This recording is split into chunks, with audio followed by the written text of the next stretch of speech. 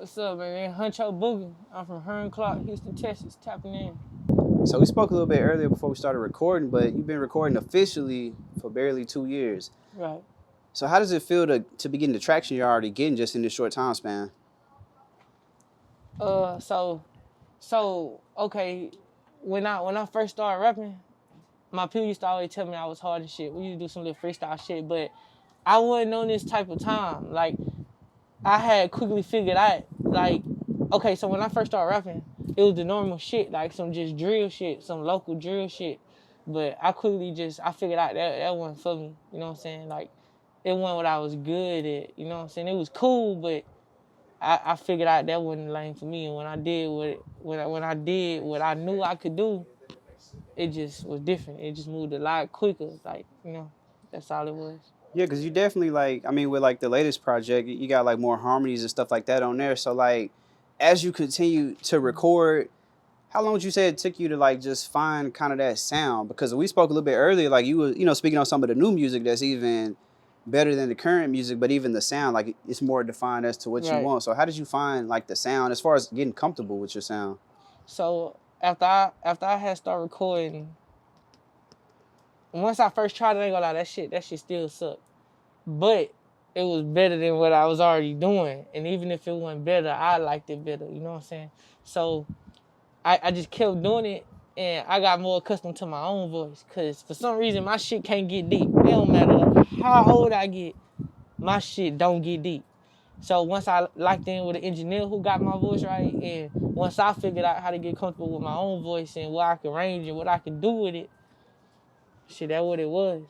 Cause it could damn sound like I got auto-tune with nothing. And I really know how to sing.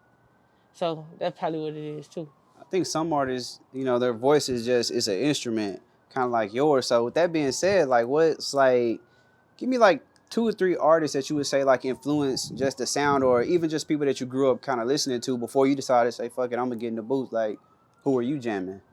All right. So look, this is the crazy part about it. I'm the only boy, you know what I'm saying, on my mama's side. So when we was in the car, I never really listened to who you think I listen to. Like, I used to listen to, like, still, I listen to a lot of female artists. But as far as males right now, I listen to, like, Raw Wave the most. I listen to Polo G, Lil Durk. I listen to Tootsie, G Herbo. But if I was putting in the top 3, I'd say Raw Wave, Durk, and No Cap, actually. I'm on that No Cap right now. But as far as female artists, I like Anne Marie. I never really dived into Summer Walker like that, but she hard. I like Kalani. I like Fantasia. I like Jasmine Sullivan. I like Adele. I'm weird, bro. Out of all my partners, like on some street shit, that shit stamp. Like, niggas know I'm him for real, but I'm weird, fool. Like, I listen to Justin Bieber, Sam Smith, Ed Sheeran. I be watching anime and shit. I'm just different. I feel like the art you consume, like it definitely like helps you produce better music too. Like when you just expose to different sounds, a lot of people just listen to the same stuff. So I think that's actually a good thing. So like diving into like the most recent project, just while we're talking about the music, you definitely got the Yungeen Ace feature. So how did that come about? Okay, Ace. So, funny thing about it, so they have me recording in the studio. I don't want to get a drop because I know they still be there. But the studio my label had me recording at, he recorded. And we used to run into each other all the time. Like the first 3 times, we ain't even speak to each other. You know what I'm saying? You got us, me and my partners walking in. Everybody got Dracos on them. Then you got them walking in. Dracos, K's. So at this point, it's just 2 groups of niggas walking around. And I'm sure they just started to notice, like, who the fuck is these niggas walking around with my shit with all these big-ass guns? You know what I'm saying? So one of the days, the engineer that recorded him, I know him. Well, we was cool because my label sent me there. So when we started talking, I was like, damn, what bro be on, you know what I'm saying? And he was like, Ace, he be chilling, you know what I'm saying? We be hearing your shit from across the room. Woo, woo. Nah, I mean, tell him come here. And he went and got him. And bro just happened to be like a real street nigga. Crazy thing about it, bro, the first time. So right now I say Ace probably, I'm pretty sure he charged $20K for a feature. So the first time we ever did business was on some street shit. And believe it or not, bro, this shit may sound funny because my label cracked up at this shit. But we traded a verse for some guns. And ever since then, it just ended up turning into him coming to my house every day, him in the house playing with my kids. Like, we just got real close. We was together every day. And shit, we ended up doing a bunch of more music just, you know what I'm saying? Because we was there every day. That's how we ended up getting all our songs. But that's how we like them. For sure. So just while we're on that topic, just working with an artist like that, I mean, Yungeen Ace, he's definitely probably one of the hottest artists out of Jacksonville right now, and also nationally.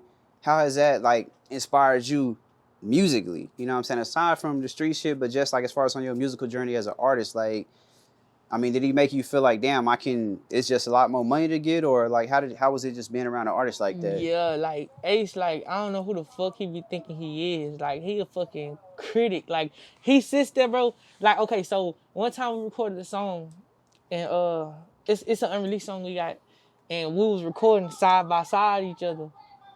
And, man, take your butt head ass on.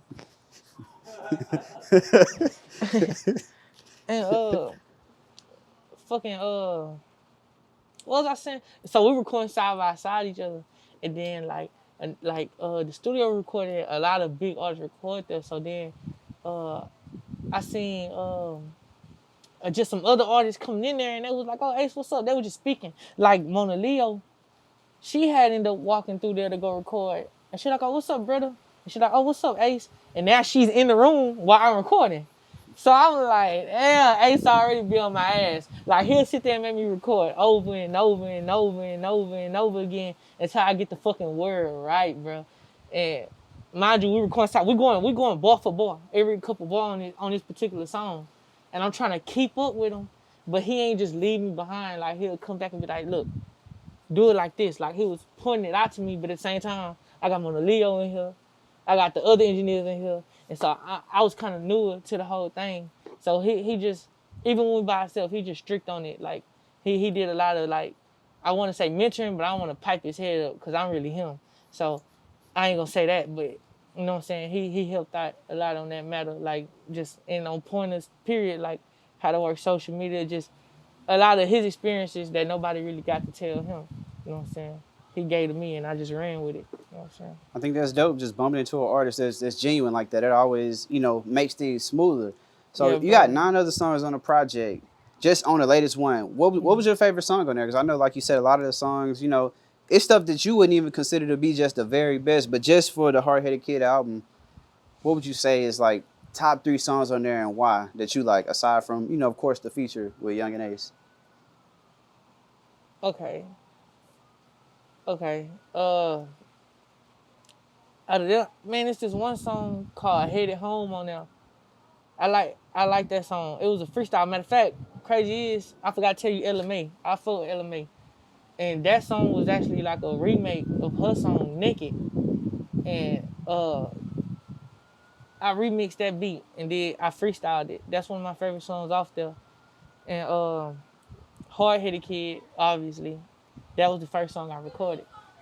And besides Hard Headed Kid, I like Auto Start. That was one of my first songs that did numbers. And this on there, Disloyalties was one too. Because that was about a personal event.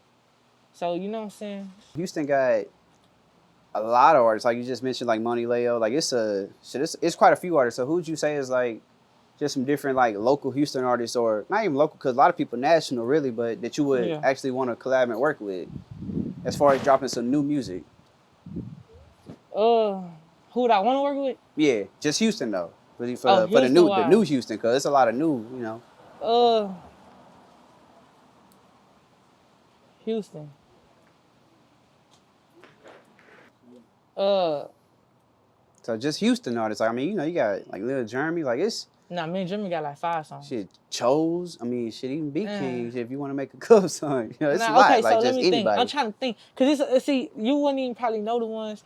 Okay, not saying I got It music. could be anybody. I feel like everybody that I want to work with, I want that I already worked with them. Or I be feeling like when I first started rapping, it was a lot of people that I wanted to work with that didn't really care to work with me, but came back around. You know what I'm saying? So even if I feel like they talented, I feel like I don't want to work with you no more. Okay, so I mean, do you feel like? Because I feel like that's the thing. That goes down a lot of music. Like sometimes people might not embrace somebody till maybe they Until do I certain got a numbers or buzz. something like that. So I it mean, really ain't nobody I want to work with now that I haven't already worked with.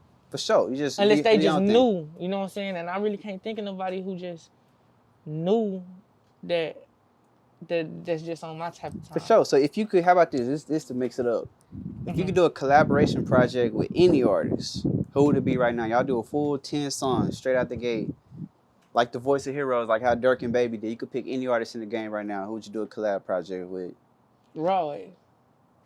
So why would you say Raw Wave? I mean, because we was having this conversation before camera, but... That's just my favorite artist. You know what I'm saying? And I feel like the Raw Wave, yeah, I ain't gonna lie, it ain't nobody. That gotta be. My label probably finna be cracking up at this shit when they see this. Raw Wave, though, for shit show. For sure. So just speaking on the label, like, I mean, a lot of people, shoot, it take people really a super long time to even get a situation. So how did that come about? And you just partnered with Sony and just, getting ready to deliver all the content and shit that you're finna do now. I mean, even the first project that they went ahead and put out, but how did that even come together? Okay, so... And also, is something that, like, when you first started recording, is that what you had in your head? Like, shit, I'm finna... Nah, I ain't think that was... That's probably why it happened. That ain't never crossed my mind. But how it come about is the bro hit me up, A&R. But crazy thing is, okay, when I signed to Sony, I had an offer from like 4 other labels at the same time. So I had dropped this song called No Time Soon, but I had just also did a song with OMB Peasy. And when I dropped something No Time Soon, it was picking up attention, it was doing numbers. And the one of the guys from Sony, his name Ash, he had reached out in my DMs, but it looked like one of them scam type things, you know what I'm saying? So I started to tell bro, I was being funny. Bro, if you don't get the fuck out of my DMs playing on my damn Instagram, but I ended up going back to it, and I was like, shit, you know what I'm saying? I sent my number to him, but I still ain't think it was about shit. And bro was like, we was talking, and he was like, all right, you know what I'm saying? I fuck with the music, such and such. But crazy thing is, I was just about to sign to somebody else. I can't remember who it was. I was supposed to meet them the next day. And Ash was like, man, I'm gonna show you I'm serious. I'm finna just fly out there tomorrow. I ain't even finna play with you. I'm gonna just fly out there. And bro stood on that shit. He flew out here. He showed me what it was about. And shit, I was fucking with the energy. And the artist that they had already had signed and the background Ash had behind him just was enough for me to be like, you know what I'm saying? This he can help me more than I feel like they can, you know what I'm saying? Like, cause he had just came for 300. He didn't work with Shy Glizzy. And okay, so I'm signed to Sony, but I also got a distribution from Columbia. And that's where Polo G and all them met. So that was another thing, them artists that I really fuck with. So that was another thing that made me want to do it. For sure. So you feel like they had a winning formula. And, Right. You could apply some of that same stuff, mix it up, and get some even better results. So how do you feel like that's... I mean, it's still early. It's still early in the process, but so far, how do you feel like... How's the situation been? Or how would... Not even how would you rate it, but how's the experience been? Because it's still new. You go into bigger studios, you're getting bigger budgets, so now you can really, like, get the damn tools to just create, like, at that highest level. So how's the experience been so far? Now it's live. I mean, I ain't never really had left the hood. I ain't, let alone the city. I really, like, the only time I would have left the city was when I was a little kid, just going somewhere in my auntie or something. I never really left the city as an adult or as a teenager or enough to go on my own, you know what I'm saying? So when I first left, it was something new for real. They, like, showed me some shit, you know what I'm saying? I ain't never been around no shit like that. Been around them type of people. Like, they just put me in position. Like I said, I was at the studio to meet these people. And, I can't say that because I had some major features already, but I wasn't in a position, you know what I'm saying? I never was in the places and the shit that they doing. Now I think about it, I never would have thought about doing, you know what I'm saying? Even though it's some simple ass shit that I could have just took the money and did, I never would have thought about doing it, you know what I'm saying? Like, as far as, like, I was shooting all my videos outside. It'd be simple shit. Like, they book out a studio that I never would have knew was even here. You know what I'm saying? Or just like finding you guys, like I never would have thought about doing that shit. You know what I'm saying? No, for sure. I think the labels definitely got a benefit. I mean, because they can put, they know where to put the money and how to play with it to make something shake. Sure. So